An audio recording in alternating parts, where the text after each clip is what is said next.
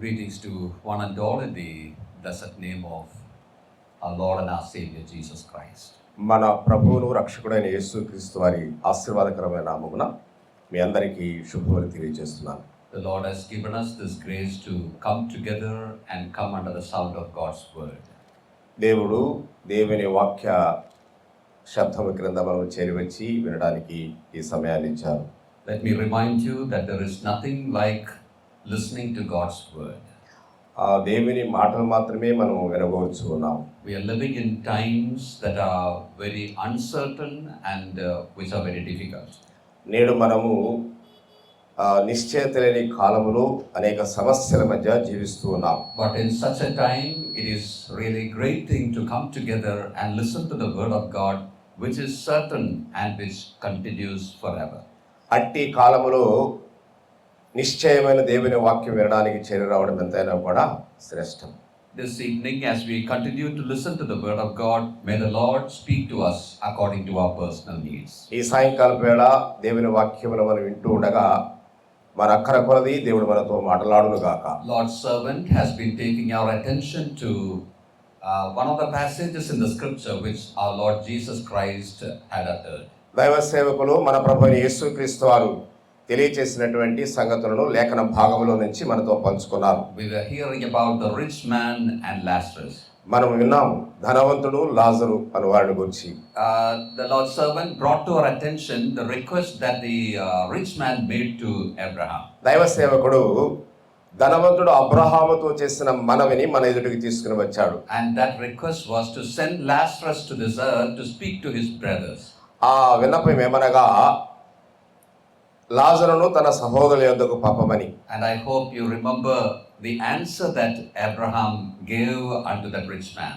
అలాగూ ధనవంతుని యొక్క ఆ విన్నపానికి అబ్రహాము ఇచ్చినటువంటి జవాబు కూడా మనం విన్నాం. He said Moses and the prophets, or law and the prophets are there.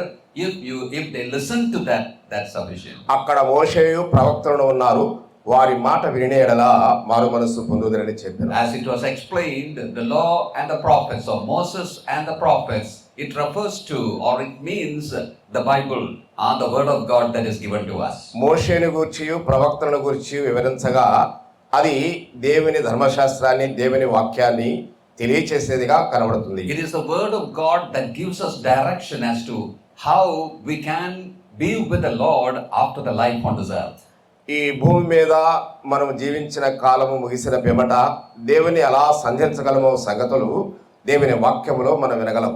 Even this evening, as we are listening to God's word, ఈ సాయంకాల వేళ దేవుని వాక్యమును మనం ఆలకించుతూ ఉండగా we are not sharing our own ideas or our own philosophies. మేమెంత మాత్రము మా వేదాంతము, తత్వము లేక సొంత ఆలోచనలు మీతో పంచుకోవడం లేదు. We are actually taking the things that are there in the scripture, in the word of God that is given to us, and we are sharing that to you. దేవుడు మనకిచ్చినటువంటి దేవుని వాక్యములో ఉన్నటువంటి లేఖన భాగములను మేము మీతో పంచుకుంటూ ఉన్నాం. As God himself said there, well, it is sufficient for us to take us to his presence after the life on this earth. భూమి మీద మనం జీవితాన్ని ముగించిన తర్వాత దేవుడు తన యొద్దకు తీసుకెళ్ళడానికి అవసరమైనటువంటి లేఖనాలు ఉన్నాయి. So what I'm trying to say is, this evening, as we continue to listen to God's word, it is our privilege and it is for our good.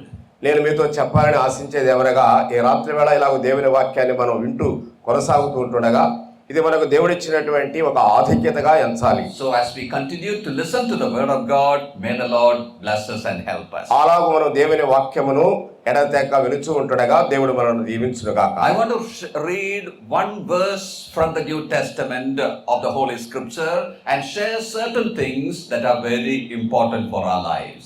ప్రియులారా, క్రొత్త నిబంధనలో కేవలం ఒక లేఖన భాగాన్ని మాత్రమే చదువుతున్నాను. ఆ లేఖన భాగంలో ఉన్నటువంటి ప్రాముఖ్యమైనటువంటి తలంపులను మీతో పంచుకోవాలని చెప్పి ఆశిస్తున్నాను. Kindly turn with me to 1 Peter chapter 5 and verse 10. దయచేసి నాతో కూడా త్రిప్పండి. పేతురు రాసిన మొదటి పత్రిక 5వ అధ్యాయం 10వ వచనం. Those who have got a Bible with you can kindly turn to that portion.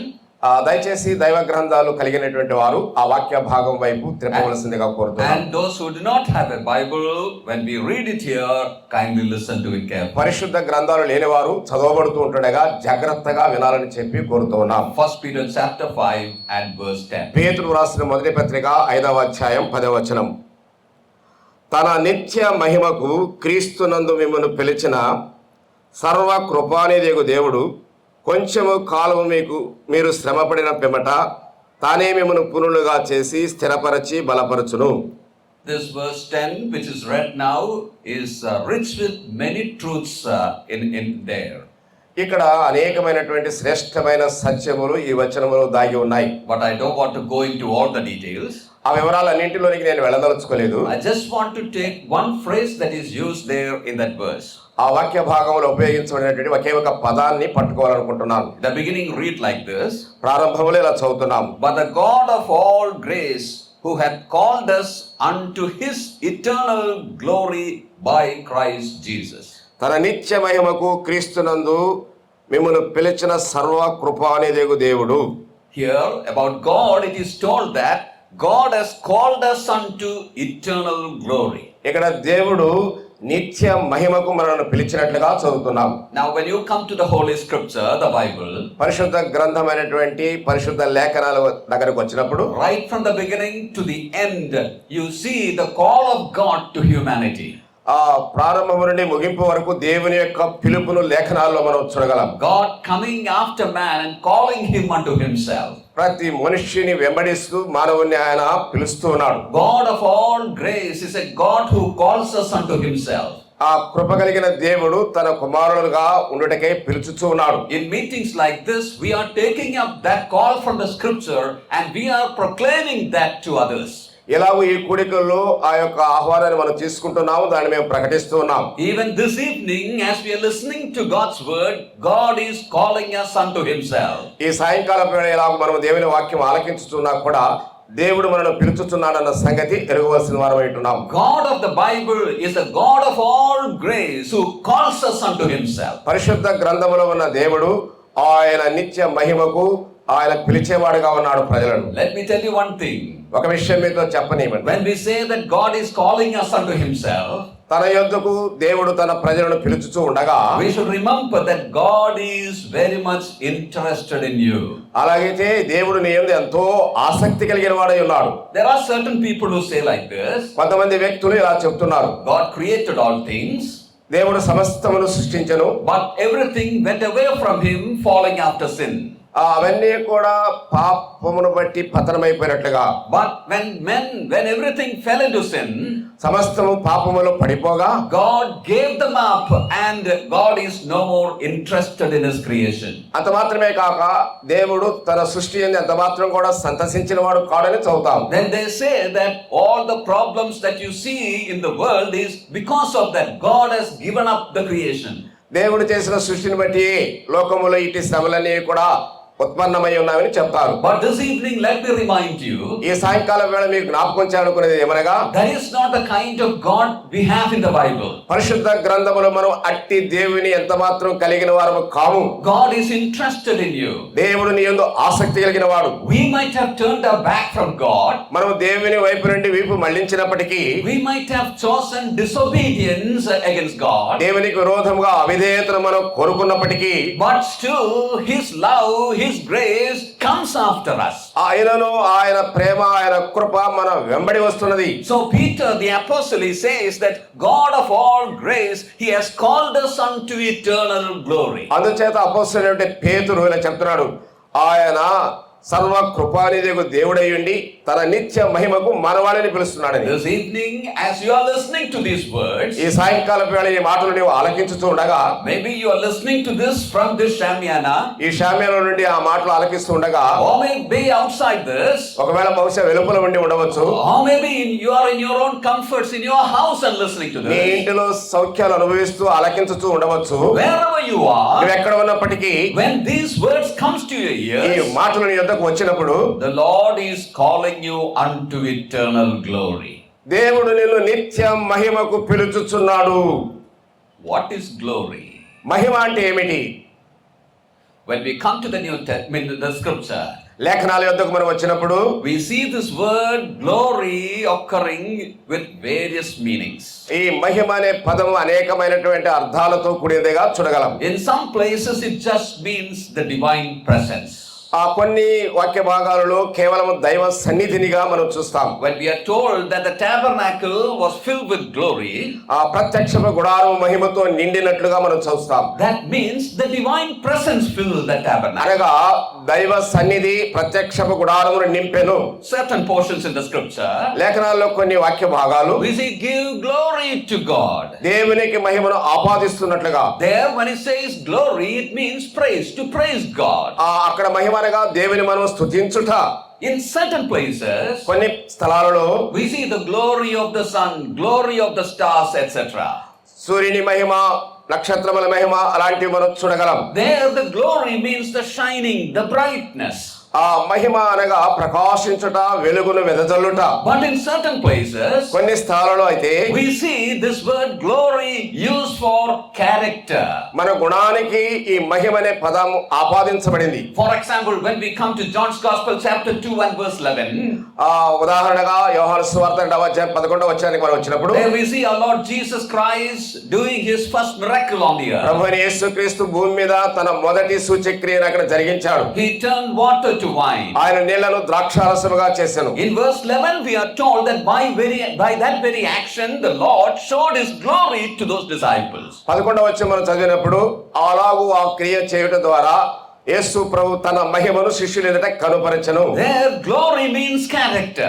ఆ మహిమ అనగా గుణశీలాన్ని తెలియజేసేది. By that very action he showed his real nature, the real character to those disciples. ఆ శిష్యులకి తన నిజమైనటువంటి గుణశీలాన్ని ఆయన వ్యక్తం చేస్తున్నాడు. Through that very miracle, they came to know that he is not an ordinary person, but God come in the human flesh. అలాగా మహిమ ఆ కార్యాన్ని వారు చూసినప్పుడు ఈయన సాధారణమైన మానవుడు మాత్రమే కాదు, ఈయన యందు దేవుని మహిమ ఉన్నదని. So glory means character.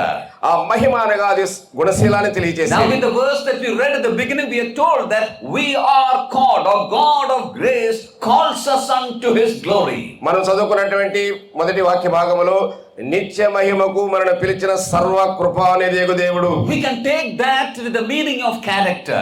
అది ఒక గుణానికి సూచనగా మనము ఆ మహిమను చూస్తాం. It's God's desire that we would share in the character of God. దేవుని యొక్క ఆశ మన పట్ల ఏమనగా అట్టి మహిమలో మనము కూడా గుణశీలాన్ని కలిగిన వారంగా పాలిభాగస్తులంగా ఉండాలని. Now when we say that we should share in the character of God, యేసుక్రీస్తు యొక్క గుణగణాలను పంచుకోవాలని మాత్రమే కాదు, that doesn't mean that we should become omniscient, omnipresent and all that. అంత మాత్రం చేత సర్వాంతర్యామిగా, సర్వజ్ఞుడిగా, సర్వశక్తుడిగా మనం ఉండాలని కాదు. But what it means is those characteristics of the invisible God that was manifest in the Lord Jesus Christ, well, we should possess that, we should have that. అదృశ్యుడైనటువంటి ఆ దేవుని యొక్క గుణగణాలు శరీరముగా యేసుక్రీస్తునందు ప్రత్యక్షపరచబడగా ఆ గుణగణాలు మనము కూడా కలిగి ఉండాలని. It is to such a life that God is calling us. అట్టి దేవుడు మనల్ని పిలుస్తూ ఉన్నాడు. A life, full of love. ఆ పిలుపులో సంపూర్ణమైన ప్రేమ ఉన్నది. A life full of meekness and humility. ఆయన జీవితములో దీనత్వము, సాత్వికం ఉన్నది. A life full of joy and peace. ఆ జీవితం అంతా కూడా సంపూర్ణమైన సంతోషముతో It నిండి is ఉన్నది. to such a life that God is calling you and I. అట్టి జీవితానికి రాత్రి దేవుడు నిన్ను నన్ను పిలుస్తున్నాడు. Oh, that is a real blessed life, isn't it? అది ఎంతైనా ఆశీర్వాదకరమైన నిజమైన జీవితం కాదా? Think about the world that we are living in. మనము జీవించుతున్నటువంటి లోకాల గురించి ఆలోచించండి. We don't see joy and peace anywhere. ఎక్కడ కూడా లోకంలో శాంతి సంతోషాన్ని మనం చూడలేము. Economically, people are increasing like anything. ఆర్థిక పరంగా ప్రజలంతా కూడా అభివృద్ధి చెందుతున్నారు. Academically, we are increasing like లేక anything. చదువులో కూడా ఎంతగానో ముందుకు వెళుతున్నారు. But with the science, we are developing very much. శాస్త్రీయంగా కూడా మనం ఎంతో అభివృద్ధి చెందుతా ఉన్నాం. Technology, we are going forward. సాంకేతిక పరంగా మనం ముందుకు వెళుతా ఉన్నాం. In every area, we are developing, we are progressing. అన్ని కోణాలలో, అన్ని విషయాలు మనం ఎంతగానో అభివృద్ధి చెందుతున్న వారం. And we are proud about it at all. వాటన్నిటిని బట్టి మనం ఎంతో గర్విస్తున్నాం. But at the same time, అయితే అదే సమయంలో we should remember that we are increasing in troubles and problems also. మనము సమస్యల్లో, కష్టాలలో అధికంగా ఉంటున్నామని జ్ఞాపకం చేస్తున్నాం. Problems are increasing like anything. దేవుడు ఇలాగ మనం ఇలా అధికమవుతున్న సంగతి ఆయన చూస్తున్నాడు. We speak of peace, but there is no peace at all. సమాధానం గురించి మాట్లాడతాం, కానీ ఎక్కడ శాంతి కనుకదు. There are a lot of things, entertainments things we offer for joy, but there is no joy at all. అనేక విషయాల ద్వారా మనం ఆనందాన్ని అనుభవించాలని చూస్తున్నాం కానీ నిజమైన ఆనందాన్ని అనుభవించలేకపోతున్నాం. I don't have to explain that. We know it and we are a part of all these problems in this world. పిల్లలు వాటన్నిటి గురించి వివరించడానికి లేను కానీ వీటన్నిటిలో లోకములో మనం కూడా పాలిభాగస్థులమై ఉన్నాం. But in such a world, అలాంటి లోకములో here God is calling us to enjoy all that, all the characteristics of Jesus Christ in this perishing, sin-stricken world. ఈ నాశనం అయిపోయే లోకములో జీవించున్న మానవాళి యేసుక్రీస్తు ప్రభువులో ఉన్నటువంటి ఈ సంతోష సమాధానం అన్నిటిని అనుభవించాలని మానవాళిని పిలుస్తున్నాడు. God of all grace is calling you and calling us unto eternal glory. సర్వ కృపానిధియగు దేవుడు నిన్ను నిత్య మహిమకు ఆయన పిలుచుచూ ఉన్నాడు. What is it? Why is it necessary to call all humanity unto glory? ఎందుచేత మానవాళిని మహిమకు ఆయన పిలువవలసిన అవసరం ఉన్నది. Scripture clearly tells us that we have departed from the glory. లేఖనాలు చాలా స్పష్టంగా తెలియజేసేది ఏమనగా మనం మహిమ నుండి విడిచిపెట్టబడిన వారు లేక వెడలిపోయిన వారమైనందున I want to bring to your attention a very familiar verse from the scripture. లేఖనాల్లో మనకు అందరికీ సుపరిచితమైనటువంటి ఒక వాక్య భాగాన్ని మీ గమనానికి తీసుకురావాలనుకుంటున్నాను. Probably some of you know it by heart. మీలో చాలా మందికి అది కంటత కూడా. That verse you have it in Romans chapter 3 verse 23. ఆ వాక్యమే రోమీయులకు రాసిన పత్రిక 3వ అధ్యాయం 24వ వచనం. There it says like this. అక్కడ ఇలా చెప్పబడింది, all have sinned and come short of the glory of God. ఏ భేదమును లేదు, అందరూ పాపము చేసి దేవుడు అనుగ్రహించు మహిమను పొందలేకపోతున్నారు. It's God's declaration. అది దేవుడు వెల్లడి చేసిన విషయం. God is telling about all humanity. మానవులందరిని గురించి దేవుడు తెలియజేసిన సంగతి. It's not about any community. ఒక ప్రత్యేకమైన తెగవారిని ఉద్దేశించి కాదు. It's not about any religion. ఒక మతాన్ని గురించి కాదు. It's not about a people belonging to some race or some creed. ఒక ప్రత్యేకమైనటువంటి జాతికి సంస్కృతికి చెందినటువంటి ప్రజలను ఉద్దేశించి కాదు. It says all have sinned and come short of the glory of God. అందరూ పాపము చేసి దేవుడు అనుగ్రహించు మహిమను పొందలేకపోతున్నారు. That's the reason why we need this call. అది ఎంతైనా కూడా పిలుపు ఇలాంటి పరిస్థితులు మనకు అవసరమైనది. We have come short of the glory of God. దేవుని మహిమను పొందలేకపోయిన వారము. That means we have departed away from the glory of God. దేవుని మహిమ నుండి మనము తొలగిపోయిన వారమే దాని అర్థం. If you come to the early chapters of the Holy Bible, you will see the explanation for that. పరిశుద్ధ గ్రంథములో ప్రారంభ అధ్యాయాలు మనం చూసినట్లయితే వాటిని గురించినటువంటి సంపూర్ణమైన వివరణ చూడగలం. Bible says that God created Adam and Eve. పరిశుద్ధ గ్రంథం చెప్తుంది దేవుడు ఆదాము హవ్వలను సృజించెను. They were put in the Garden of Eden. ఏదెను తోటలో వారు ఉంచబడ్డారు. Everything that was necessary for them was there in that garden. వారికి అవసరమైన సమస్తమును ఆ తోటలో సిద్ధంగా ఉన్నాయి. The necessary commandments for them, instructions for them also were given to them. అదే సమయంలో వారికి అన్ని ఇవ్వడం మాత్రమే కాకుండా వారికి అవసరమైన హెచ్చరికలు కూడా ఇవ్వబడేది. One important instruction was this. ఒక ప్రాముఖ్యమైన హెచ్చరిక ఇవ్వబడింది ఏమిటి అంటే they were not supposed to eat from one of the trees that was there in the Garden of Eden. ఏదెను తోటలో ఉన్న ఒక ప్రత్యేకమైనటువంటి వృక్ష ఫలములు ఎంత మాత్రము తినకూడదు. They were not supposed to eat of the fruit of the tree of the knowledge of good and evil. మంచి చెడ్డల తెలివినిచ్చు వృక్ష ఫలమును తినరాదు. That was the only instruction, only restriction that was put on them. వారి మీద ఉంచినటువంటి ఒకే ఒక హెచ్చరిక అది. Every other thing they could enjoy. మిగతావన్నీ కూడా వారు ఆనందంగా అనుభవించవచ్చు. But God said don't eat from that. అయితే దేవుడు చెప్పిన దాని ఎంత మాత్రం కూడా మీరు తినరాదు. When we say that, అలా చెప్పినప్పుడు some people ask like this. కొంతమంది ఇలా ప్రశ్నిస్తారు. If they were not supposed to eat from it, దాన్ని వారు ఎంత మాత్రం తినకుండా ఉండాలనుకుంటే why did God plant it there? ఎందుకు దేవుడు ఆ చెట్టును అక్కడ నాటాడు? The answer for that is this. దానికి జవాబు ఇదే. That was planted there not for them to eat and fall in sin. అక్కడ ఆ చెట్టు నాటబడడంలో ఉద్దేశం ఏంటంటే వారు దాన్ని తిని పాపములో పతనమై పడిపోవాలని కాదు. But it was planted there so that they will not eat from that plant, from that tree, and they will obey God's commandment and become partakers of the life and nature of God.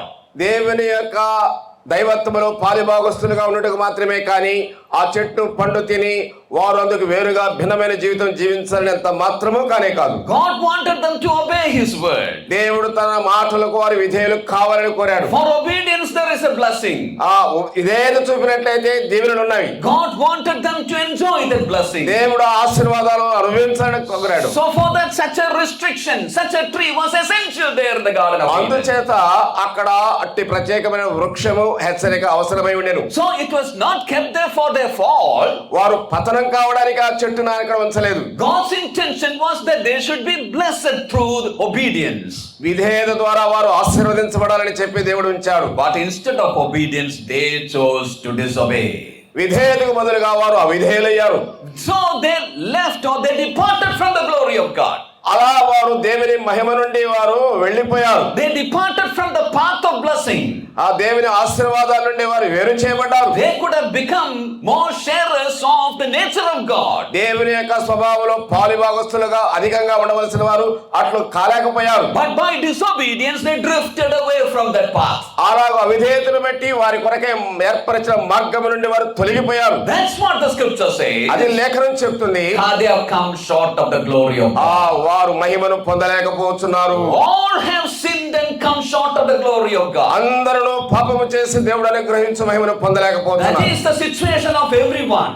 ప్రియులారా, ప్రతి మానవుని యొక్క పరిస్థితి ఇదే. We were born as the descendants of Adam and Eve. మనమందరం కూడా ఆదాము సంతానములు జన్మించిన వారం.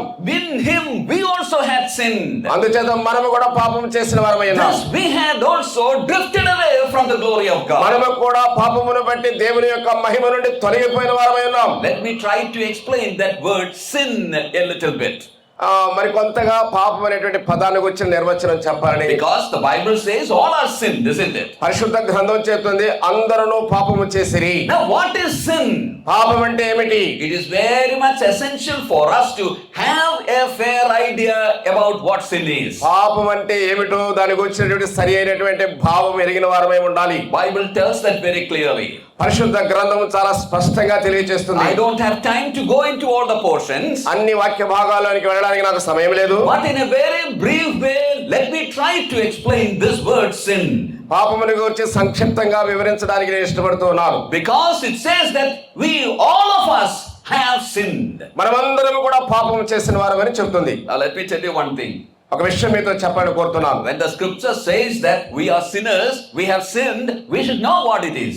ప్రియులారా, లేఖనాలు ఏం చెప్తున్నాయంటే మనం పాపం చేశామని, అలాగైతే పాపం అంటే ఏమిటో మనం తెలుసుకోవాల్సిన వారమై ఉండాలి కదా. If we understand that, we will come to know the danger in which we are. పాపము అనే దాని గురించి మనకు అవగాహన అనేది వింటే దానికి వల్ల వచ్చే ప్రమాదాన్ని గురించి కూడా మనం తెలుసుకోగలం. Remember an illustration like this. ఒక సాదృశ్యాన్ని ఇలా జ్ఞాపకం చేసుకుందాం. I don't know whether you have heard it also. మీరు విన్నారో లేదో నాకైతే తెలియదు. It was about a man. ఒక మనిషిని గురించినటువంటిది. He went to the police station. ఆయన పోలీస్ స్టేషన్కి వెళ్ళాడు. And he met the inspector there. అక్కడ ఉంటే అధికారిని కలుసుకున్నాడు. And he said like this. ఇలా చెప్పాడు, I want to file a case against my neighbor. నా పొరుగువాని మీద నేను ఒక కేసు పెట్టాలని వచ్చానని చెప్పాడు. And the police inspector asked him, ఆయన అధికారి అడిగాడు అతన్ని, why, what is the problem? అయ్యా సమస్య ఏమిటి?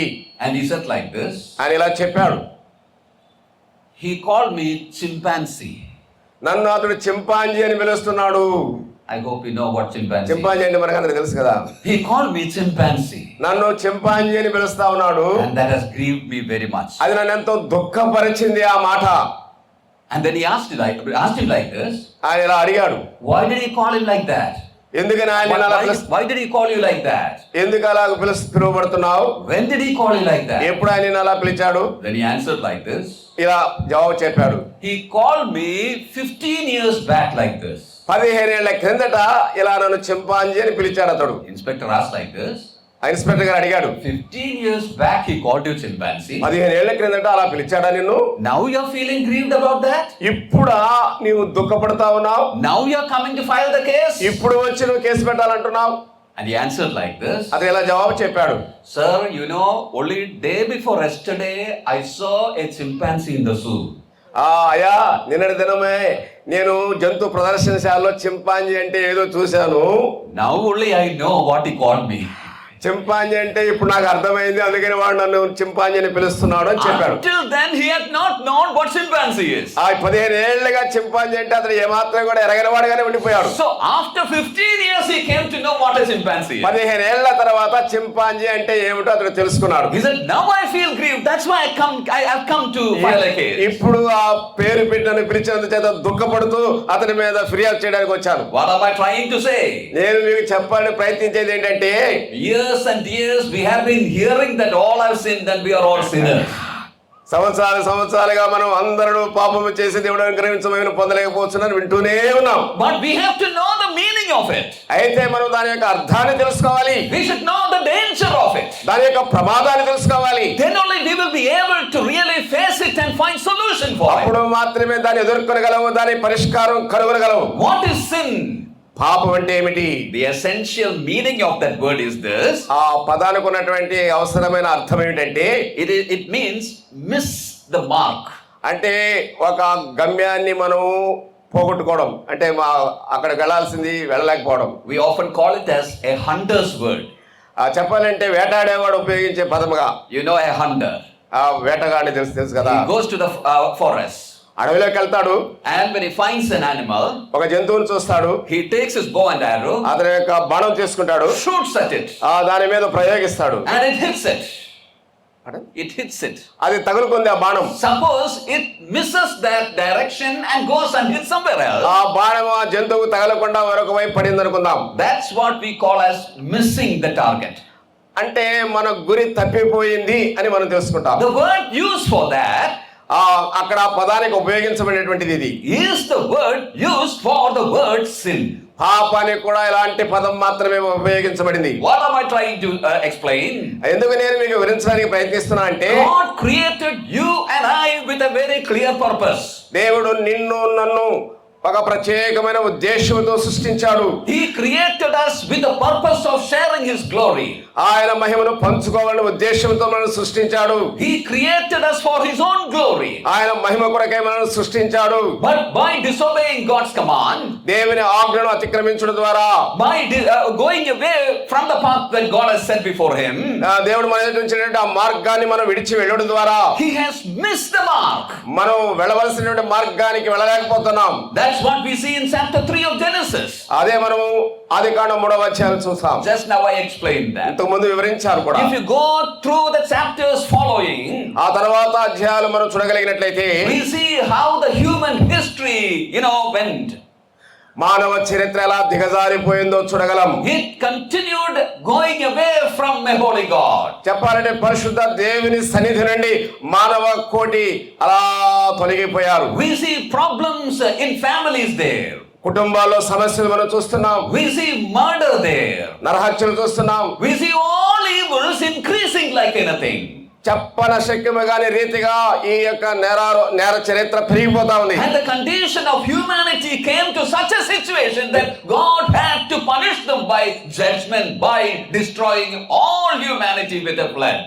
అట్టి పాపము విస్తరించిన కాలములో మానవులు జీవించుచూ ఉంటుండగా వారిని శిక్షించుట కొరకే ఆయన జలప్రళయాన్ని తీసుకుని వచ్చాడు. It says that we have missed the mark.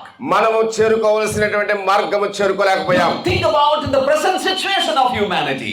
నేటి మానవుని యొక్క పరిస్థితి మనం చూసినప్పుడు, Think about the homes of the families in the present time. నేడున్నటువంటి కుటుంబాల గురించి వారి స్థితిగతుల గురించి చూసినప్పుడు, Parents murdering children. ఆ తల్లిదండ్రులు పిల్లలు, Children, murdering parents. ఆ పిల్లలు తల్లిదండ్రులు చంపుతున్నారు. And society, disintegrating to evil. పిల్లల సమాజము ఏ రీతిగా చెడుతనానికి అలవాటు పడిపోయింది. Corruption increasing at every level. అన్ని స్థాయిలలో లంచం అనేది, అవినీతి అనేది పెచ్చరిల్లిపోతా ఉంది. Falsehood and lies, is at every level we see. ప్రతి విషయంలో కూడా అబద్ధాలు, తప్పుడు కేసులు. World is ready for judgment for God. లోకము దేవుని యొక్క న్యాయమైన తీర్పు కొరకై ఎదురు చూస్తా ఉంది. All have sinned and come short of the glory. అందరూ పాపము చేసి దేవుడు అనుగ్రహించే మహిమను పొందలేకపోతున్నారు. But then we should remember one thing. మనము జ్ఞాపకం చేసుకోవాల్సిన ఒక విషయం, as we saw in the beginning, God is a God of grace. ప్రారంభంలో మనం చూసినప్పుడు దేవుడు కృపగల దేవుడు. Though we have drifted away from glory, దేవుని యొక్క మహిమ నుండి మనం తొలగిపోయినప్పటికీ in his grace he comes after us. ఆయన తన కృపను బట్టి మనను పిలుస్తూనే ఉన్నాడు. He shows us how we have to come back to God. ఎలాగో తిరిగి దేవుని యొద్దకు రావాలో మనకు చూపిస్తూనే ఉన్నాడు. I want to bring to your attention another verse. మరొక వాక్య భాగాన్ని మీ యొక్క గమనానికి తీసుకురావాలని కోరుతున్నాను. That is in Hebrews chapter 2. అది హెబ్రీయులకు రాసిన పత్రిక 2వ అధ్యాయం. There in verse 10, 10వ వచనములో we have a phrase like this. అక్కడ ఒక వచనం మనం చూస్తాం. పదం, In bringing many sons unto glory. అనేక మంది తన కుమారుడు మహిమకు తీసుకుని వచ్చు నిమిత్తమై. As I mentioned, all are drifted away from the glory of God. దేవుని మహిమ నుండి అందరూ తొలగిపోయిన వారై ఉండగా, But God works for such humanity. దేవుడు అట్టి మానవుల పట్ల కలిగిన ఆశ. And God is bringing out a company of people and he is bringing them unto glory. దేవుడు ఒక సమాజమును ప్రత్యేకించుకొని తన మహిమ యొద్దకు ఆయన వారిని పిలుచుచున్నాడు. And how he does it? ఆయన ఎలా చేస్తున్నాడు? When we come to that chapter 2 of Hebrews, we see that clearly mentioned. హెబ్రీయులకు రాసిన పత్రిక 2వ అధ్యాయం 10వ వచనంలో మనం తేటగా చూడగలం. I'd just like to bring to your attention certain phrases you have in that chapter. ఈ అధ్యాయంలో ఉన్నటువంటి కొన్ని పదాలు మీ గమనానికి తీసుకురావాలని కోరుతున్నాను. To bring us unto glory of God, what God did. దేవుని మహిమకు మనల్ని తీసుకురావాలని చెప్పి దేవుడు ఏం చేశాడు? When you look at verse 9, 9వ వచనం మనం చూసినప్పుడు we are told that Jesus Christ, he took upon him the flesh and he was made a little lower than the angels. దేవుని కృపను ఆయన ప్రతి మనుష్యుని కొరకు మరణం అనుభవించుటకు దూతల కంటే కొంచెం తక్కువ వాడుగా చేయబడిన యేసు. He became little lower than the angels. పిల్లరా, చాలా తక్కువ వాడుగా ఆయన చేయబడ్డాడు. What does that mean? దాని అర్థం ఏంటి? Angelic beings are spirit beings. దూతలు అనేవారు ఆత్మ సంబంధులైనటువంటి వారు. They cannot die. వారికి మరణం లేదు. But Jesus Christ, who was with God and who was God, he took upon him the flesh. దేవుడయ్యుండి దేవుడుగా ఆయన ఒక శరీరమును ధరించుకుని లోకానికి వచ్చాడు. దేవదూతల కంటే తక్కువ వాడుగా. He took upon him the limitations of the flesh. శరీరములో హద్దులు కలిగిందిగా ఆయన ఈ లోకములో జీవించాడు. Except for sin, in every other thing, he was very much like us. పిల్లరా, పాపము విషయములో తప్ప మిగతా అన్ని విషయాల్లో ఆయన మనవలే ఉన్నాడు. This expression, little lower than the angel, speaks about that. దేవదూతల కంటే కొంచెము తక్కువ వాడుగా చేయబడిన అనే మాట ఆ భావాన్ని తెలియజేస్తాడు. Or to bring humanity unto God's glory, మానవాళిని దేవుని మహిమకు తీసుకురావడానికి he came to this earth. ఆయన లోకానికి వచ్చాడు. Not only that, అంత మాత్రమే కాదు, when you come to verse 10, 10వ వచనానికి మనం వచ్చినప్పుడు there we are told that he suffered the death of the cross of Calvary. కల్వరిలో ఆయన మన కొరకై మరణం అనుభవించినట్లుగా చూస్తుంటున్నాము. He died for you and I. ఆయన నీ కొరకు నా కొరకు చనిపోయాడు. That verse says that he, the captain of our salvation, he was made perfect through sufferings. ప్రియరా, మన రక్షణకు సేనాధిపతి అయిన ఆయన శ్రమల ద్వారా పరిపూర్ణం చేశాడు. He was always perfect, no doubt. నిరంతరమైన పరిపూర్ణుడే, సందేహం లేదు. Morally he was always perfect. ఆయన నిరంతరము పరిపూర్ణుడై ఉన్నాడు. But when it says that he was made perfect through suffering, ఆయన శ్రమల ద్వారా అలాగు సంపూర్ణునిగా చేయబడినట్టుగా చూస్తున్నాం. what it means is that he died, he suffered so that he can become our savior. ఆయన శ్రమపడి ఆయన చనిపోయి అలాగు మనకు ఆయన రక్షకుడాయను. If he had not died on the cross of Calvary, ఆయన కల్వరిలో చనిపోకపోతే he would not have become our savior. ఆయనంత మాత్రం మనకు రక్షకుడు కాజాలడు. In this world there is a big company of people who reject the death of Jesus Christ. ఈ లోకంలో గొప్ప సమాజం ఉన్నది, యేసుక్రీస్తు మరణాన్ని తృణీకరించే సమాజం. But let me tell you one thing. అయితే ఒక విషయం మీతో చెప్పాలనుకుంటున్నాను. Lord Jesus Christ came to this world to die for all humanity. యేసుక్రీస్తు ప్రభు మానవ కోటి కొరకై మరణించడానికి లోకానికి వచ్చాడు. Why death was necessary? ఎందుచేత మరణం ఆవశ్యకమైనది? Bible says that the wages of sin is death. Bible గ్రంథం చెప్తుంది పాపము వలన జీతము మరణము. So to give the solution for the sin problem, పాప సమస్యకు పరిష్కారం కలుగ చేయడానికి it was necessary for the Lord Jesus Christ to die. యేసుక్రీస్తు కూడా మరణించవలసిన అవసరం ఏర్పడింది. He was dying your death and my death. ఆయన నీ మరణాన్ని నా మరణాన్ని అనుభవించాడు. He was dying the death of all humanity. సమస్త మానవ కోటి కొరకై మరణించాడు. He was taking the punishment, the consequences of of our sin. పాపమునకు రావాల్సిన ఫలితాన్ని ఆయన తానే తన మీద వేసుకుని భరించాడు. If he had not died, ఆయన చనిపోకపోతే there would not have been any basis, any foundation for the forgiveness of sins. అలా చనిపోకపోతే మానవ కోటి పాపానికి ఏ విధమైన ఆధారం గాని క్షమాపణకు ఉండేది కాదు. When we come to chapter 1 of the book of Hebrews, హెబ్రీయులకు రాసిన పత్రిక మొదటి అధ్యాయానికి మనం వచ్చినప్పుడు, there when the writer says about the work of the Lord Jesus Christ on this earth, యేసుక్రీస్తు ప్రభు భూమి మీద ఉండగానే చేసిన పనిని గురించి వ్రాయబడింది. there in verse 3 he says that he purged our sin. అక్కడ పాపముల విషయములు తానే శుద్ధీకరణము చేసి, purged our sin. ఆయన మన పాపములను శుద్ధీకరించిన వాడు. The word used there, purged, is a very important word. అక్కడ ఉపయోగించబడినటువంటి శుద్ధీకరణ అనేటువంటి చాలా ప్రాముఖ్యమైన పదం. The word used there in the original language, అది మూల భాషలో వాడబడిన పదం. it is often explained like this. తరచుగా అది ఇలా వివరించబడుతుంది. You think about a little child, little boy. ఒక చిన్న బిడ్డను గురించి ఆలోచించేద్దాం. He is trying to do its maths problems. లెక్కల సమస్యను చేసుకోవడానికి ప్రయత్నిస్తా ఉన్నాడు. Some of the maths problem have got very many lines, and it's very difficult to do it. మానవునికి కూడా ఎన్నో సమస్యలు ఉంటాయని రాసుకుంటాం, వాటిని పరిష్కరించడం కష్టతరం. So this boy found much difficulty in doing his maths problem. గణిత శాస్త్రములో ఆ చిన్న బాబుకు ఉన్నటువంటి సమస్యను పెట్టి చేయలేకపోతున్నాడు. He started crying. ఏడవడం మొదలు పెట్టాడు. And his mother came near. ఆ తల్లి వచ్చింది వాడి దగ్గరికి. Sometimes we help our children, isn't it? మనం తల్లిదండ్రులుగా పిల్లలకు సహాయపడతాం కదా కొన్ని పర్యాయాలు. The mother knew how to solve this problem. తల్లి ఆ సమస్యను పరిష్కరించే విధానం ఎరిగినది. She came to the child. ఆ తల్లి బిడ్డ దగ్గరికి వచ్చింది. Asked him, what's your problem? ఏంటి నీ సమస్యను అడిగింది. And he said, I cannot solve this problem. నేను ఈ సమస్యను పరిష్కరించలేకపోతున్నాను అన్నాడు. And the man's mother sat near him. ఆ తల్లి అతనితో అబ్బాయితో చెప్తుంది. Looked at that problem.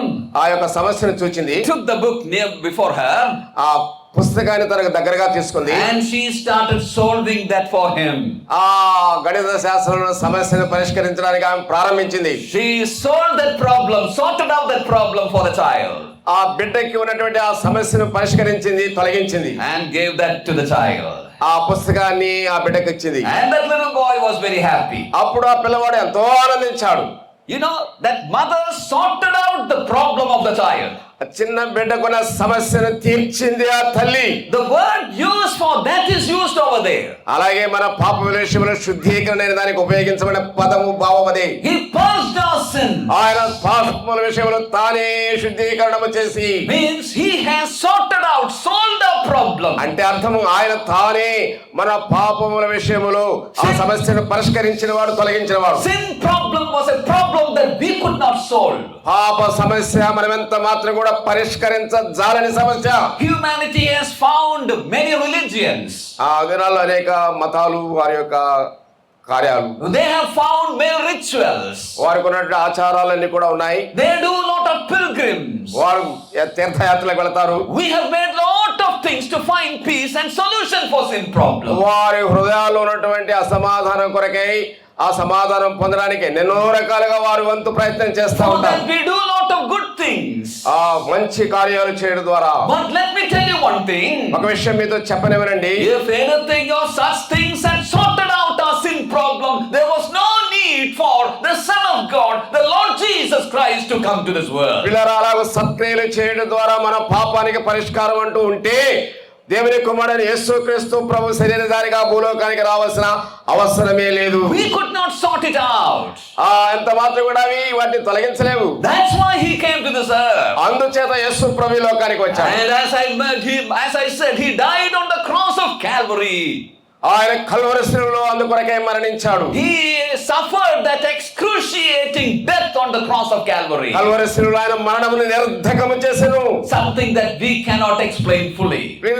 సంపూర్ణంగా దాని గురించి మనం వివరించలేము. When Jesus Christ died on the cross of Calvary, యేసుక్రీస్తు కల్వరి శిలువలో మరణించినప్పుడు he was actually showing the love that he has for all humanity. మానవుల పట్ల అనుకున్న ప్రేమను ఆయన వెల్లడి చేశాడు.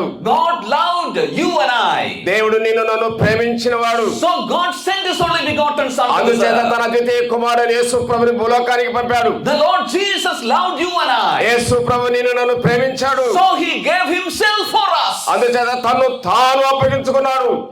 This morning in the assembly when I was ministering, ఉదయకాలపు వేళ సంఘములో దేవుని వాక్యం వివరించేటప్పుడు I hope that many of you were there in that. నేను నిరీక్షిస్తున్నాను మీలో అనేక మంది విని ఉంటారు. I was sharing from chapter 3 of Ephesians.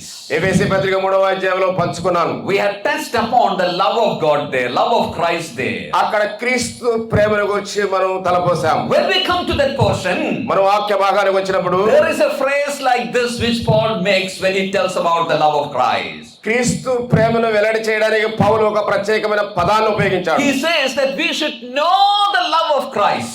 ఆ క్రీస్తు ప్రేమను ఎరుగు నిమిత్తము. About that love, what we have to know, ఆ ప్రేమను మనం తెలుసుకోవాలంటే ఏం చేయాలి? we should know its breadth, దాని యొక్క వెడల్పు, we should know its length, దాని యొక్క పొడవు, we should know its depth, దాని యొక్క లోతు, we should know its height. దాని యొక్క ఎత్తు. Let me repeat that. మరలా చెప్తాను నేను. Paul is saying like Paul this. ఎలా చెప్తున్నాడు? We should know the love of Christ. క్రీస్తు ప్రేమను మనం ఎరగాలి అంటే What are the things that we ought to know about the love of Yesu Christ? క్రీస్తు ప్రభు యొక్క ప్రేమను ఎరగాలంటే ఏ విషయాలు మనకు కావాలి? We should know its breadth. ఆయన ప్రేమ యొక్క వెడల్పు, We should know its length. ఆ యొక్క ప్రేమ యొక్క పొడవు, We should know its ఆ depth. ప్రేమ యొక్క లోతు, We should know its ఆ height. ప్రేమ యొక్క ఎత్తు. What does it mean? దాని యొక్క అర్థం ఏమిటి? Let me explain it like this. ఈ రీతిగా నన్ను వివరించనివ్వండి. The first thing I want you to know is this. మొట్టమొదటిగా మీరు గమనించాలని కోరేది ఏమనగా, These dimensions of breadth, height, depth, etc. we often use for material things, physical things which we can measure. ఆ భౌతికమైన వాటిని కొలవేయడానికి పొడవు, వెడల్పు, ఎత్తు అనే వాటిని మనం ఉపయోగిస్తాం. This table is there before me. మన ఎదుట ఈ మేజా ఉంది, బల్ల. I can tell you what is the height of it, the breadth of it and all that. దీని యొక్క పొడవు ఎంత, వెడల్పు ఎంత నేను చెప్పగలను కొలచి. So physical things we can measure. భౌతిక సంబంధమైన వాటిని మనం అలాగ కొలవవచ్చును. It has depth and height. దానికి లోతు ఉంది, ఎత్తు ఉంది. It has length and it has the breadth. దానికి పొడవు ఉంది, వెడల్పు ఉంది. But love doesn't have all that. కానీ Isn't it? ప్రేమకు మాత్రం అవి లేవు. Now when Paul uses such dimensions for the love, అదే యేసుక్రీస్తు ప్రేమకు అలాంటి కొలతలు పౌలు ఉపయోగించినప్పుడు what it means is this: దాని యొక్క అర్థం ఏంటంటే ఇదే, the love of God has come near to us. దేవుని ప్రేమ మనకు సమీపమాయను. Just as the physical things are around us, మన చుట్టూ భౌతికమైనటువంటి వస్తువులు ఉన్నట్లుగా, just as we can touch this table, touch the things around మన us, చుట్టూ ఉన్నటువంటి వస్తువులు మనం ఇలా తాకినట్టుగా the love of God has come near to us. దేవుని ప్రేమ మనకు దగ్గరయింది. You can see it, మనం ఆ ప్రేమను చూడవచ్చు, you can feel it, దాని యొక్క అనుభూతి పొందవచ్చు. you can experience His blessedness. ఆ యొక్క ఆశీర్వాదం ప్రేమలో ఉన్నది మనము అనుభవించవచ్చు. It's not a love that is far away. ఆ ప్రేమ నీకు దూరంగా లేదు, It has come near to us. అది నీకెంతో సమీపముగా ఉన్నది. Where did it come near to us? నీ యొద్దకు వచ్చినటువంటి ఆ In Prema, the person of the Lord Jesus ఆ Christ. ప్రేమే యేసు క్రీస్తు అనే రూపంలో వచ్చింది. Look unto the cross of Calvary. Calvary శిలువను చూడండి. We see the love of God demonstrated. దేవుని ప్రేమ కల్వరిలో వెల్లడి చేయబడింది. Just as we can know the things around us, we can know the love of God because of the cross. మన చుట్టూ ఉన్న వస్తువుల్ని భౌతికంగా మనం చూచి కొలతలు వేసినట్టుగా ఆ కల్వరిలో యేసుక్రీస్తు ప్రభు శిలువలో మరణిస్తుండగా దేవుని ప్రేమను మనం కొలవేయవచ్చు. It's knowable, it's perceivable. పిల్లరా, అది మనకు సాధ్యమైంది, దాన్ని మనం వెదకి కనుగొనవచ్చును. Another thing, మరొక విషయం, when it says about these dimensions, ఈ యొక్క కొలతల గురించి మాట్లాడుతున్నప్పుడు it is explained in another way also. మరొక రీతిగా కూడా వివరించవచ్చు. Think about its breadth. ఆయన శ్వాస వెడల్పు, Think about its breadth. దాని యొక్క వెడల్పు, It encompasses everyone. It takes everybody in it. ఎంత వెడల్పు అయిన ఆయన ప్రేమ అంటే అందరినీ కూడా అలాగ సమకూర్చడానికి వీలైనటువంటి. Nobody is outside the love of Christ. క్రీస్తు ప్రేమకు వెలుపల ఎవరు లేరు, అందరినీ కూడా ఆయన అలా చేర్చుకోగలిగిన వాడు. For all. అంత గొప్ప వెడల్పైన ప్రేమ, It's so broad. అంత గొప్ప దేవుడు ఆయన. Secondly, రెండవది, we see about its length. దాని యొక్క పొడవును చూస్తాం. What is the length of God's love? దేవుని ప్రేమ యొక్క పొడవు ఎంత? We may say like this: మనం ఇలా చెప్పుకోవచ్చు, it's from eternity to eternity. నిత్యత్వం నుండి నిత్యత్వం వరకు దేవుని ప్రేమను మనం కనుగొనగలం. What about its depth? ఆ లోతు ఎంత? It reaches to the guttermost. చెప్పాలి అంటే అగాధ స్థలములోనికి వెళ్ళేటువంటి అంత లోతైన ప్రేమ. What is its height? దాని యొక్క ఎత్తు ఎంత? It takes us from the uttermost and makes us sit in the uttermost. లోతైనటువంటి క్రింది స్థలము నుండి ఎత్తైనటువంటి ఆ యొక్క సింహాసనం మట్టుకు మనం తీసుకెళ్తాం. All this speaks about the greatness of God's love. ఇవన్నీ కూడా దేవుని యొక్క ప్రేమ గొప్పతనాన్ని గురించి మాట్లాడుతున్నాయి. It is knowable. ఇవన్నీ కూడా మనం It is knowable. It is perceivable. We can know it. మనం ఎరిగిన వారమే ఎరుగుతున్నాము. ఇవన్నీ కూడా It's great. ఇది గొప్ప, దాని గొప్పతనం. Not only that. అంత మాత్రమే కాదు. Just look at that 4 dimensions. ఆ 4 దిక్కులు, ఆ కొలతలు చూడండి. Think about the breadth. ఆ వెడల్పుల గురించి ఆలోచించండి. What we can say about the breadth? ఆ వెడల్పుల గురించి మనం ఏం చెప్పుకున్నాం? It is infinite, no measure at all. దానికి కొలతలు లేవు, అనంతమైనది. What about the length? దాని యొక్క పొడవు ఎంత? It's infinite. అది కూడా అంతము లేనటువంటిది. What about the depth? దాని యొక్క లోతు, It's infinite. అది కూడా అంతే అనంతమైనది. What about the height? ఆ ఎత్తు, It's infinite. అది కూడా అంతము లేనిది. What we can say about the love?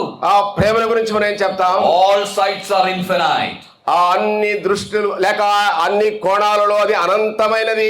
If all the sides are infinite, అవన్నీ కూడా అంత అనంతమైనవై ఉండగా we can say that it is a cube. Cube has all the sides equal. ఆ అన్ని సమమైన కొలతల్లో ఉన్నట్టుగా దాన్ని మనం ఎంచగలం. It is a cube. అన్ని కొలతలు సరిగా ఉన్నది. All sides are equal. అన్ని 4 దిక్కులు ఒకటిగా ఉన్నాయి. When you come to the scripture, లేఖనాల దగ్గరికి మనం వచ్చినప్పుడు cube speaks of perfection.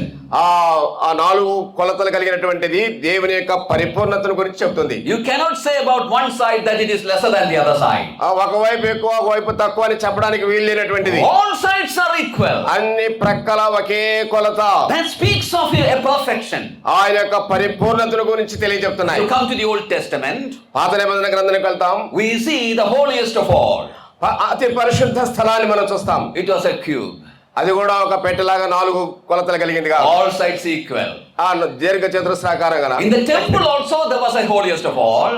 దేవాలయంలో కూడా పరిశుద్ధ స్థలం ఉన్నది. Even again that is also a cube. All sides were equal. అది కూడా నలుదిక్కుల 4 కొలతలు ఒకే రీతిగా ఉన్నది. It was the place of God's dwelling. ఆ దేవుడు అట్టి స్థలములో నివసించువాడై ఉన్నాడు. It shows the perfection. ఆయన పరిపూర్ణతను తెలియజేస్తున్నది. When you come to the New Testament, కొత్త నిబంధనకు వచ్చినప్పుడు we see the New Jerusalem. అక్కడ నూతన యెరూషలేమును చూస్తాం. Even the New Jerusalem is a huge cube. అది కూడా చాలా పెద్దదైనటువంటి ఒకే కొలతలు నలుదిక్కుల కలిగినది. That also speaks about perfection. అది కూడా ఆయన యొక్క పరిపూర్ణతను గురించి మాట్లాడుతుంది. What am I trying to say? నేను మీకు చెప్పాలని ప్రయత్నించేది ఏంటంటే, When we speak about the love, or when Paul presents love in this way, he indicates that God's love is perfect. క్రీస్తు ప్రేమ, క్రీస్తు దేవుని ప్రేమ ఎంత పరిపూర్ణమైనదో పౌలు వ్యక్తీకరిస్తున్నాడు. It's knowable. అది మనం ఎరగగలం. It's great. అది దాని గొప్పతనం. It's perfect. అది పరిపూర్ణత. And we see that in all his fullness on the cross of Calvary. ఇవన్నీ కూడా కల్వరిలో మనము వెల్లడి చేయబడుట చూడగలం. Jesus Christ died for you and I.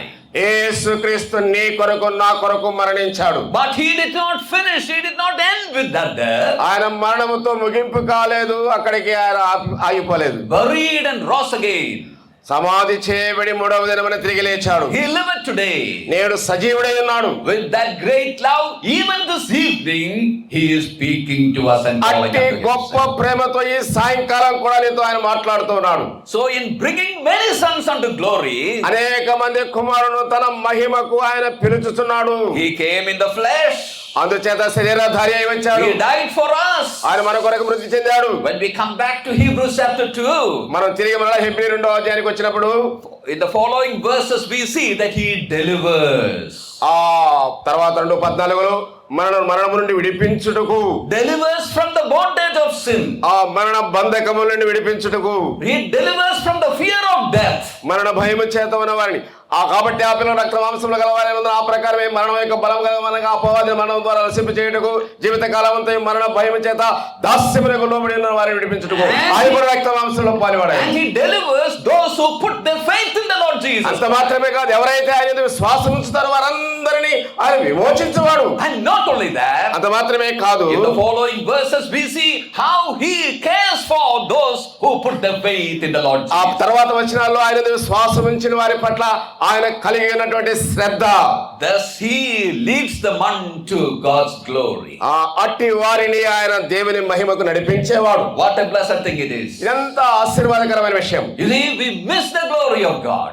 ఆ దేవుని మహిమను పోగొట్టుకున్నాం, We have come short of the glory of దేవుని God. మహిమను పొందలేకపోయాం. But now God is working in humanity and leading many sons unto glory. పిల్లరా, మానవుల జీవితాల్లో కార్యాలు చేస్తూ తిరిగి మానవ కోటిని మహిమ యొద్దకు తీసుకురావడానికి ప్రయత్నిస్తున్నాడు. Whom he is leading to glory? ఎలాగూ మహిమలోనికి మనం నడిపించబడగలం? Those who listen to his word, his call. ఆయన పిలుపు, ఆయన వాక్యమును విన్నవారు మాత్రమే. Those who put their trust in the gospel, in the words of the Lord Jesus. యేసు ప్రభు పలికినటువంటి సువార్త మాటల యందు లక్ష్యముంచు వారు మాత్రమే. When we come to 2 Corinthians 3:18, కొరింథీయుల రాసిన 2వ పత్రిక 3వ అధ్యాయం 18వ వచనానికి మనం వచ్చినప్పుడు, about such people it is told that he is leading them from glory to glory. అట్టి వారిని మహిమ నుండి అధిక మహిమకు ఆయన కొనిపోయేవాడుగా ఉన్నాడు. Yes, notice he is leading them from glory to glory. మహిమ నుండి అధిక మహిమకు ఆయన మనం నడిపించేవాడు. What does that mean? దాని యొక్క అర్థం ఏమిటి? Without much explanation, let me tell you like this. ఎక్కువగా వివరించలేదు, సంక్షిప్తంగా చెప్తాను. That indicates a life of transformation. జీవితము రూపాంతరము చెందుట అనే సూచన అందులో మనం చూస్తాం. As I mentioned, glory has to do with God's character. దేవుని యొక్క గుణాన్ని వెల్లడి చేసేది దేవుని మహిమ. So when we say that we are advancing from glory to glory, మనం మహిమ నుండి అధిక మహిమ పొందబోతున్నామంటే that means our life is transforming. దాని యొక్క అర్థం ఏంటంటే మన జీవితం రూపాంతరము చెందుతా ఉంది. Oh yes, probably, we are a problem to the society. మనం వాస్తవానికి సమాజానికి సమస్యగా ఉండవచ్చు. Problem, maybe we are a headache to the family. ఆ కుటుంబానికి తలనొప్పిగా ఉండవచ్చు. There are many like that, isn't it? చాలా మంది అలా ఉన్నారు కదా. But the gospel, the word of God can transform us. సువార్త, దేవుని మాట మన జీవితాన్ని రూపాంతరం చేసేదిగా ఉంది. There are many illustrations for that. అందుకొరకు చాలా సాదృశ్యాలు ఉన్నాయి. But as we don't have time, I am not going into all. మనకు సమయం లేదు, అందులోనికి మనం వెళ్ళలేకపోతున్నాం. If you come to Christ this evening, ఈ సాయంకాలం వేళ క్రీస్తు నొద్దకుని వచ్చినట్లయితే, if you give your ears to the call of God unto himself, దేవుని పిలుపుకు నీ చెవి ఒగ్గినట్లయితే, the Lord is able to make you a blessing to the people among you are living. నీవు జీవించే ప్రజల మధ్య నీవు ఆశీర్వాదకరంగా ఉండబోతావు. Not only that, అంత మాత్రమే కాదు, for such there is a hope of glory in future also. అట్టి వారికి భవిష్యత్తులో మహిమలో ప్రవేశించే నిరీక్షణ కూడా ఉంది. What does that mean? దాని యొక్క అర్థం ఏమిటి? A day is going to come. ఒక దినం రాబోతా ఉంది. The Lord Jesus Christ will come. యేసు క్రీస్తు ప్రభు రాబోతున్నాడు. Dear friends, let me tell you one thing. ప్రియ స్నేహితులారా, ఒక విషయం మీకు చెప్పాలని ఉన్నాను. In the scripture there are many signs given for the coming of the Lord Jesus. యేసు క్రీస్తు ప్రభు రాకడ కొరకు లేఖనాల్లో అనేకమైనటువంటి సూచనలు ఇవ్వబడ్డాయి. If you look at the world now, నేడు నువ్వు ఉన్నటువంటి లోకాన్ని చూచినట్లయితే, we see all those signs being fulfilled. ఇవన్నీ కూడా సూచనలు అవి నెరవేర్చబడ్డాయి. We have started seeing the signs. ఆ సూచక్రియలు మనము చూడడం మొదలు పెట్టాం. Lord's coming is near. అవి చూస్తుండగా ప్రభు యొక్క రాక సమీపముగా ఉన్నది. As the scripture says, లేఖనాలు చెప్పినట్లుగా he is going to descend from heaven. ఆయన పరలోకం నుండి దిగి రాబోతూ ఉన్నాడు. He is going to take his own to himself. తన సొంత ప్రజలను తనతో కూడా ఉండడానికి తీసుకెళ్తాడు. The Bible says that they shall see him as he is. పరిశుద్ధ గ్రంథం చెప్తుంది, మనం ఆయనను చూసినప్పుడు ఆయనను పోలిన వారమై ఉందము. As they are going to see him as he is, ఆయన ఎలా ఉన్నాడో అలాగే మనం ఉండబోతున్నాం. they are going to become like him. మనము ఆయన పోలికలోనికి మచ్చబడబోతున్నాం. We shall enter into glory and share in the glory of God. మనం మహిమలో ప్రవేశించి దేవుని మహిమను మనం పంచుకోబోతున్నాం.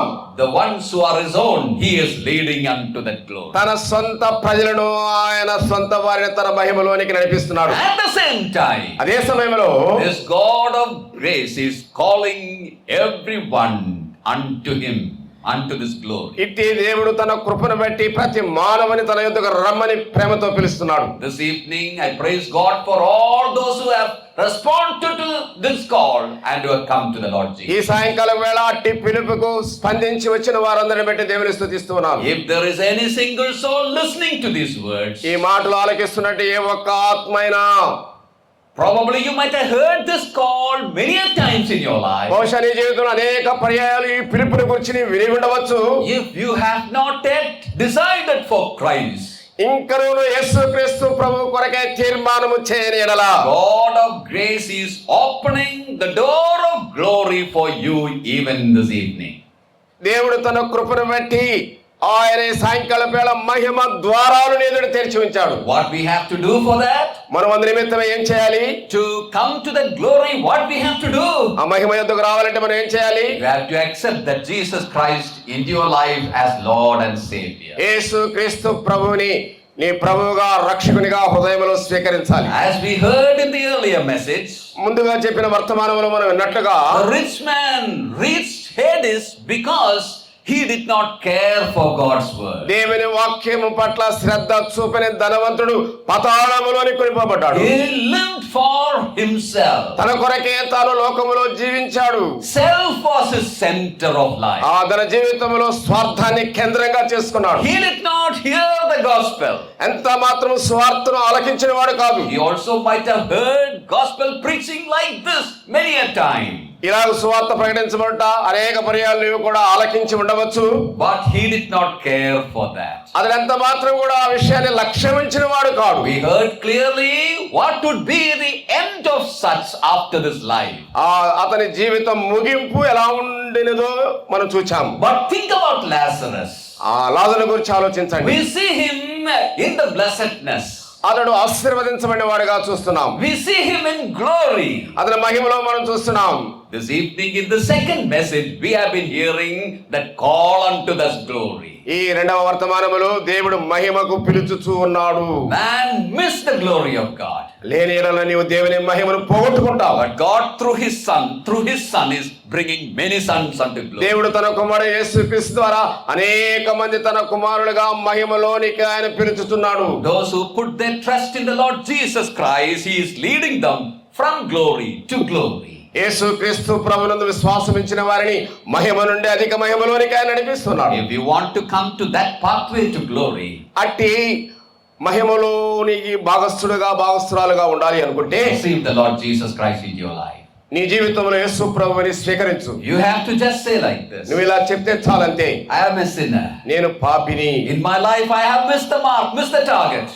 నా జీవితంలో నేను చేరవలసిన గమ్యాన్ని చేరుకోలేకపోయాను, మార్గాన్ని I విడిచిపెట్టాను. am living a graceless life. నేను మాత్రం కూడా కృప పొందడానికి వీలు లేని జీవితాన్ని జీవిస్తున్నాను. I believe that Jesus Christ died for me. యేసు నా కొరకు చనిపోయాడు నమ్ముతున్నాను. I believe that he lives now. ఆయన ఇప్పుడు నన్ను పిలుస్తున్నాడని ఎరుగుదు. I accept him as my Lord and Savior. ఆయన నా ప్రభువుగా రక్షకునిగా స్వీకరిస్తున్నాను. If you tell that with your whole heart, నీ పూర్ణ హృదయముతో ఇట్టి మాటలను చెప్పగలిగితే you can be in that eternal glory with the Lord Jesus one day. యేసుక్రీస్తు ప్రభువుతో ఒక దినాన ఆ నిత్య మహిమలో నీవు ఉంటావు. Let me tell you one thing. మరొక విషయం చెప్పనివ్వండి. There is no offer like this anywhere outside the Lord Jesus Christ in the world. లోకములో యేసుక్రీస్తు ప్రభువుకి వెలుపల ఇలాంటి ప్రేమతో కూడిన ఆహ్వానం మానవ కోటికి ఎక్కడా లేదు. This evening the Lord has been giving you that unique call unto him. ఈ సాయంకాలం వేళ దేవాది దేవుడు అట్టి అద్వితీయమైన ఆహ్వానాన్ని నీకు ఇస్తున్నాడు. You have heard the call. నీవు ఆ పిలుపు విన్నావా? You can do anything. ఏమైనా చేయగలడు. You have the freedom to say no to it. నీకు స్వేచ్ఛ ఉన్నది. కావాలనుకోవచ్చు, లేకపోతే వద్దనుకోవచ్చు. You have the freedom to say yes to it. నీకు అవునని చెప్పేదానికి స్వేచ్ఛ ఉన్నది. You can say I will decide later. నేను తర్వాత తీర్మానం చేసుకుని కూడా చెప్పొచ్చు. But let me tell you one thing. అయితే మరొక విషయం చెప్పనివ్వండి. Your decision matters. నీ తీర్మానమే నిన్ను ఏమి చేయాలో చేస్తుంది. You have to decide. నీ అంతటా నీవే తీర్మానించుకోవాలి. And the decision is important. అందుచేత తీర్మానం చాలా ప్రాముఖ్యమైనది. Your decision decides the quality of your life now. నేడు నీ జీవితము, నువ్వు చేసుకునే తీర్మానం నీ జీవితాన్ని నిర్దేశించేదిగా ఉంటుంది. Your decision decides the quality of your life hereafter. ఈ జీవితం తదుపరి నీ జీవితం ఎలా ఉండబోతుందో అనేది కూడా నీ తీర్మానమే నిర్దేశించేదిగా ఉంటుంది. May the Lord help us that we may remember these truths. ఈ సత్యాలను అర్థం చేసుకున్నట్లుగా ప్రభు మనకు సహాయం చేయను. Those who are in the pathway to glory, మహిమ మార్గములో ఉన్నవారు, let's move from glory to glory, మహిమ నుండి మహిమ, అధిక మహిమలోనికి వెళదాం. increasing in his nature. ఈ స్వభావములను అభివృద్ధి చెందదాం. I am not explaining that, you can think over it. నేను దాని గురించి వివరించండి, మీరు ఆలోచించండి. May the Lord help us that we may think about these things. ఈ విషయాల గురించి ఆలోచించినట్లుగా దేవుడు మనకు సహాయం చేయను గాక. May the Lord give us grace and wisdom to take right decisions in life. మన జీవితంలో చక్కని తీర్మానం చేసుకునేదానికి దేవుడు అవసరమైన వివేచన, వివేకం అనుగ్రహించును గాక. May the Lord bless us all. దేవుడు మనందరినీ జీవించును గాక. Amen. ఆమేన్. ప్రియులారా, అందరు కళ్ళు మూసుకున్నట్టు చిన్న ప్రార్థించుకుందాం. ప్రభు తన దాసుని నిలిపి అందించిన వర్తమానాన్ని బట్టి ప్రభువును స్తుతిస్తూ ఉన్నాం. ఇద్దరు దాసుల ద్వారా ఒకే సందేశాన్ని మనం విన్నాం. ధనవంతుడికి మారుమనసు అంటే ఏంటో తెలిసి పాతాళానికి వెళ్ళాడు. ఈ రాత్రి ప్రభు అంటే ఎవరో తెలుసు, ఆయన ప్రేమ ఎత్తు ఎంతో తెలుసు, లోతు ఎంతో తెలుసు, దాని యొక్క వెడల్పు కానీ దాని యొక్క పొడవు కానీ తెలుసు. క్రీస్తు ప్రేమ తెలిసి నువ్వు వెళ్ళిపోతావా పాతాళానికి? ప్రేమించి నీ కొరకు కల్వరిలో రక్తం కార్చిన ప్రభువును చూడు. ఆయన తృణీకరించవద్దు, ఆయన సహనాన్ని పరీక్షించవద్దు. ఎంతో కాలం నుండి క్రీస్తు యొక్క స్వార్థ వింటున్నాడు. ఈ రాత్రి ప్రేమించి నిన్ను ఆయన ఆకర్షిస్తూ ఉండగా ఆయన యొద్దకు వస్తే చాలు. సుఖభోగాల్లో అనుభవిస్తూ ఆనందిస్తూ నిత్య నాశనానికి వెళ్ళడం అది దేవుని యొక్క చిత్తము కాదు. నువ్వు ఆయన బిడ్డగా మార్చబడాలని, ఆయన విశ్వాసం ఉంచాలని ప్రభు మరొక అవకాశం ఇస్తున్నాడు. ఈ రాత్రి శిలువ సువార్త విన్నవారిలో ఎవరైనా యేసు క్రీస్తు ప్రభు వారిని సొంత రక్షకుడిగా అంగీకరించడానికి హృదయంలో ప్రేరణ కలిగినట్లయితే నీ తీర్మానం మీదే ఆధారపడి ఉందని దేవుని దాసులు తెలియపరిచారు. ఈ రాత్రి నేను నా ప్రభువుని నమ్ముకుంటాను, సొంత రక్షకుడిగా అంగీకరిస్తాను, ఇక జీవించిన జీవితం చాలు, యేసు క్రీస్తు ప్రభువా నేను పాపిని, నా పాపాలు క్షమించండి, మీ రక్తంలో కడగండి, నన్ను నీ బిడ్డగా చేసుకోండి అని ఒక తీర్మానం చేసి ఈ స్థలం నుండి వెళ్ళాలని ప్రేమతో మనం చేస్తున్నాం. ఆ విధంగా మీరు తీర్మానం చేసుకున్నవారు ఈ రాత్రి కూడిక అయిన తర్వాత ముందుకు రండి. యేసు క్రీస్తు ప్రభువుని సొంత రక్షకుడిగా ఏ విధంగా అంగీకరించాలో 1-2 మాటలు తెలియపరిచి దేవుని దాసులు పంపిస్తారు. ప్రభువును అంగీకరించకుండా ఇక్కడి నుంచి వెళ్ళొద్దు. స్తోత్రార్హుడైన మా ప్రియ ప్రభువా, మీ ఘనమైన నామం బట్టి స్తోత్రం చెల్లిస్తూ మీ స్తుతిస్తూ, మీ ప్రేమ ఎంత విశిష్టమైనది. అల్ప మానవాళి యొక్క పట్ల పాపములో మగ్గిపోతూ, కుమిలిపోతూ, కృంగిపోతూ, దెబ్బతినిపోయి నిత్య నరకాగ్నికి వెళ్తున్న మానవుని పట్ల మీరు చూపిస్తున్న ప్రేమ ఇంత కాదు. ఆ ప్రేమను కాదని ఈ రాత్రి వెళ్ళిపోతున్నారేమో. అయ్యా, ఈ రాత్రి మీ యొక్క వాక్యము ద్వారా పొడవబడి ఉండగా ఒప్పింపచేసి ఈ రాత్రి మిమ్మల్ని సొంత రక్షకుడు అంగీకరించుటకు మీ కృప అనుగ్రహించమని, ఈ లోక భోగాల యందు ఎక్కువగా ఆనందించి మిమ్మల్ని ఎరుగక వెళుతున్నటువంటి వారి పట్ల దినమెల్లా మీ చేతులు చాచి పిలుస్తూ ఉండగా ఈ రాత్రి మీ సన్నిధికి రావట్లో మీ కృప అనుగ్రహించమని, విన్న వాక్యం అందరి హృదయాల్లో ఫలింపచేయమని, నమ్మిన మేము మీ యొక్క స్వరూపములోకి మేము మనసబట్లో మీ కృప అనుగ్రహించమని మా ప్రభువును ప్రియ రక్షకుడైన యేసు క్రీస్తు ప్రభు నామమున స్తోత్రం చెల్లించి ప్రార్థించి అడిగి వేడుకుంటున్నాము తండ్రి. ఆమేన్.